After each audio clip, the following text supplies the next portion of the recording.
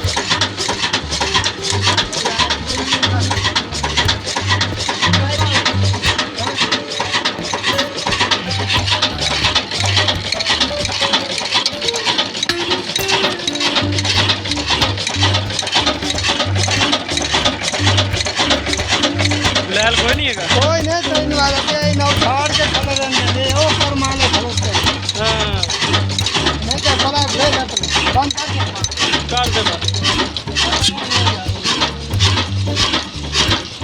ਮੈਂ ਕਿਹਾ ਮੁੰਡਾ ਦੇ ਵਿੱਚ ਆਉਣਾ ਨਾ ਹਾਂ ਇਹ ਵੱਡਾ ਇੰਜਣ ਬਰਦਾਸ਼ਤ ਕਰ ਵੇ ਹਾਂ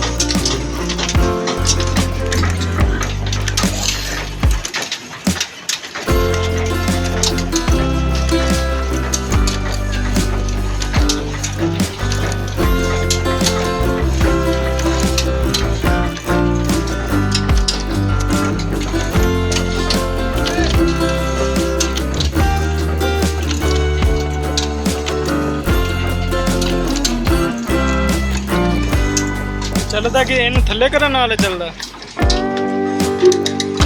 ਅੱਛਾ ਅੱਛਾ, ਇਹਨੂੰ ਕੀ ਕਹਿੰਦੇ ਨੇ? ਪੰਪ ਪਾਉਂਦੇ। ਅੱਛਾ ਅੱਛਾ ਅੱਛਾ, ਸਹੀ ਸਹੀ।